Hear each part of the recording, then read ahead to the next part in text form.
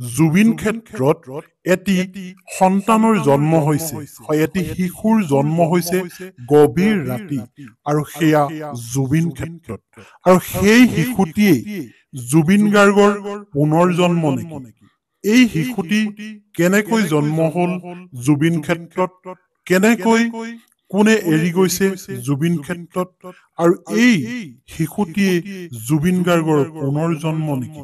এনেবোৰ প্ৰশ্নই এতিয়া দোলা দি গৈছে বহুজনৰ। আচলতে জুবিন গাৰ্গৰ যি আধৰুৱা কাম আছিল, সেই আধৰুৱা কাম থাকিয়ে গল বুলি সকলোৱে অনুভৱ কৰে। আৰু এই অনুভৱ কৰা প্ৰতিজন ব্যক্তিয়ে এতিয়া বিচাৰে জুবিন গাৰ্গৰ জন্ম, পুনৰ জন্ম। সেই পুনৰ জন্মৰ বাবেই এতিয়া যিটো শিশু জন্ম হৈছে জুবিন ক্ষেত্ৰত, এই শিশুটি জুবিন গাৰ্গ নেকি? হয়, এই সকলোখিনি কথা এই ভিডিঅ'টোত আপোনালোকে গম পাব। গতিকে শেষলৈকে চাবলৈ নাপাহৰিব আৰু লাইক এটা দিবলৈ নাপাহৰিব, কিয়নো জুবিনৰ মৰম, জুবিনৰ ভালপোৱা অসমৰ ৰাইজৰ অন্তৰে অন্তৰে সোমাই আছে। আৰু অন্তৰে অন্তৰে সোমাই থকাৰ কাৰণেই প্ৰতিজন অসমীয়াই, প্ৰতিজন জুবিন অনুৰাগীয়ে, প্ৰতিজন জুবিনক ভাল পোৱা ব্যক্তিয়ে জুবিন গাৰ্গৰ পুনৰ জন্ম বিচাৰে। আৰু পুনৰ জন্ম বিচাৰি তেওঁলোকে পৰমাত্মাৰ ওচৰত কাকুতি মিনতি কৰি আহিছে আজি বহুদিন ধৰি। আৰু সেই কাকুতি মিনতিৰ ফলতেই জুবিন ক্ষেত্ৰত আজিও আপোনালোকে দেখিবলৈ পাইছে হাজাৰ হাজাৰ চাকি, হাজাৰ হাজাৰ ধূপ। হয়, এয়া হৈছে জুবিন ক্ষেত্ৰৰ ছবি। আৰু এই জুবিনৰ কাৰণে এতিয়া স্মৃতিৰূপে বহু সৃষ্টি মানুহে কৰিবলৈ যত্ন কৰিছে। এতিয়া ভাবি চাওকচোন, মানুহ যেতিয়া নাইকিয়া হয়, মানুহ যেতিয়া নৰশ্বৰ দেহ, পাৰ্থিৱ এটা দেহলৈ পৰিণত হয়, তেতিয়া কি হয়? তেতিয়া হয় সেয়া শ্মশান, মৰিহালি। হয়, যেতিয়া মানুহক দাহ দিয়া হয় চিতাত নি, আৰু চিতা ভস্ম যেতিয়া হৈ যায়, তেতিয়া কি হয়? সেয়া মৰিহালি হয়, সমাধিস্থলী হয়। কিন্তু জুবিন গাৰ্গৰ এই সোণাপুৰস্থ এই জেগাডোখৰ কিন্তু মৰিহালি হৈ থকা নাই। এই ঠাইডোখৰ সমাধিস্থলী হৈ থকা নাই। এই ঠাইডোখৰ কোনো শ্মশান হৈ থকা নাই। এই ঠাইডোখৰ হৈ পৰিছে পবিত্ৰ তীৰ্থস্থান, পবিত্ৰ স্থান বা মন্দিৰ। আপুনি এনেকৈ পবিত্ৰ কি যিকোনো এটা অনুষ্ঠানৰ নাম দিব পাৰে, য'ত হাজাৰ হাজাৰ লাখ লাখ মানুহৰ সমাগম ঘটিছে। আৰু এই লাখ লাখ হাজাৰ হাজাৰ মানুহৰ সমাগমৰ মাজতেই সকলোৱে আচলতে চাকি বাতি ধূপ ধূনা জ্বলাই আশা কৰে যে জুবিন গাৰ্গৰ পুনৰ জন্ম হওক, আৰু পুনৰ জন্ম হৈ তেওঁ অসমলৈ ঘূৰি আহক, আৰু অসমৰ, অসমীয়াৰ স্বাৰ্থত তেওঁ অসমৰ সংস্কৃতি উন্নীতকৰণৰ কাৰণে যি আধৰুৱা কাম থাকি গল, সেই আধৰুৱা কামখিনি সম্পূৰ্ণ কৰিবৰ কাৰণে তেওঁ পুনৰ যেন জন্ম লয়। এয়া সকলো অনুৰাগী, সকলো জুবিন প্ৰেমীয়ে বিচৰা এটি মনৰ কথা।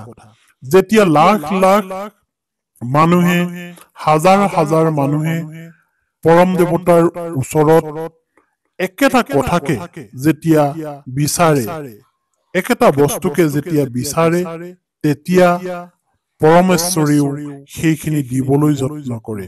আৰু তাৰেই ফলশ্ৰুতি হৈছে এই দেৱ শিশুটি, যিটো শিশুৰ এই জুবিন ক্ষেত্ৰত আচলতে জন্ম হৈছে ৰাতি। আৰু কোনে এৰি গল এই ল'ৰাটি জুবিন ক্ষেত্ৰত? এই সকলোখিনি কথা মই কৈ আছো, কিন্তু এজন অনুৰাগীয়ে ব্যক্ত কৰিছে এই কথাখিনি, আৰু তেওঁ কি অনুভৱ কৰিছে ইয়াৰ বিষয়েও আপোনালোকে গম পাব। কাৰণ জুবিন অনুৰাগীসকলে জুবিন গাৰ্গৰ অনুপস্থিতিত কিমান যে কষ্ট পাইছে, কিমান যে মৰ্মাহত হৈছে, কিমান যে আশা ৰাখিছিল জুবিন গাৰ্গৰ প্ৰতি সেয়া কেৱল বুজি পায় জুবিনৰ অনুৰাগীহে জুবিনক ভাল পোৱা ব্যক্তিসকলেহে সেই জুবিনক ভাল পোৱা ব্যক্তিসকলে গতিকে অন্তঃকৰণে বিচাৰে জুবিন গাৰ্গৰ পুনৰ জন্ম হোৱাটো আৰু আপোনালোকে গম পায় আজি কিছুদিনৰ আগত কোনোবা এজন জ্যোতিষীয়ে ভৱিষ্যতবাণী কৰিছিল যে জুবিন গাৰ্গৰ পুনৰ জন্ম হ'ব কিন্তু ছিংগাপুৰৰ এখন ভিতৰুৱা গাঁৱত আৰু সেই গাঁৱৰ এঘৰ দৰিদ্ৰ পৰিয়ালৰ মানুহৰ ঘৰত জুবিন গাৰ্গৰ জন্ম হ'ব আৰু যেতিয়া বয়স তেওঁৰ 14 বছৰ হ'ব সেই জুবিন গাৰ্গে পুনৰ অসমলৈ আহিব আৰু অসমলৈ আহি নিজৰ গান তেওঁ নিজে শুনিব আৰু তেওঁ আচৰিত হৈ পৰিব ইমান সুন্দৰ গান কোনে গাইছে বুলি সুধিব আৰু তেতিয়াই তেওঁ গম পাব যে তেওঁৰ জুবিন গাৰ্গৰ নিজৰ গান আচলতে সেইখিনি এনেকৈ এজন জ্যোতিষীয়ে এই কথাখিনি কল্পনা কৰিছিল আৰু এতিয়া এই কথাখিনিয়ে জুবিন গাৰ্গৰ অনুৰাগীয়ে অনুভৱ কৰিছে জুবিন গাৰ্গৰ পুনৰ জন্ম হৈছে এই জুবিন ক্ষেত্ৰত হয় জুবিন গাৰ্গৰ কেনেকৈ জন্ম হৈছে কোনে জন্মৰ কথা কৈছে কিয় এই কথাখিনি চৰ্চা হৈছে এই কথাখিনি আপুনি জানিবৰ কাৰণে এই ভিডিঅ'টো সঠিক জেগাত আপুনি ক্লিক কৰিছে আৰু এতিয়া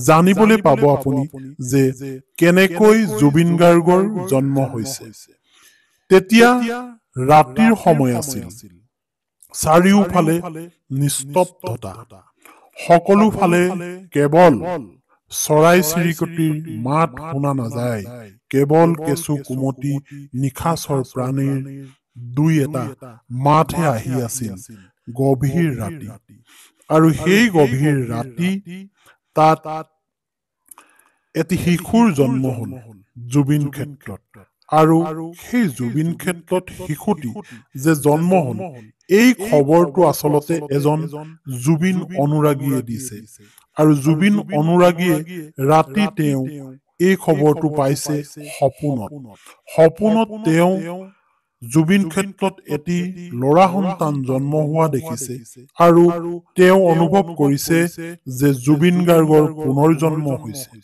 আৰু সেই অনুৰাগী যেতিয়া এই সপোনটো দেখি শেষ হ'ল তেতিয়া তেওঁ সাৰ পালে আৰু জাপ মাৰি উঠি তেওঁ নিজকে আচলতে বিশ্বাস কৰিব পৰা নাই যে মই কি সপোন দেখিলো আৰু তেওঁ ভাবিছে এতিয়া যে মই দেখা সপোনটো সত্য হলে অসম তথা জুবিনৰ অনুৰাগী সকলো সুখী হ'ব ভিডিঅ'টোত ইমানেই আছিল ধন্যবাদ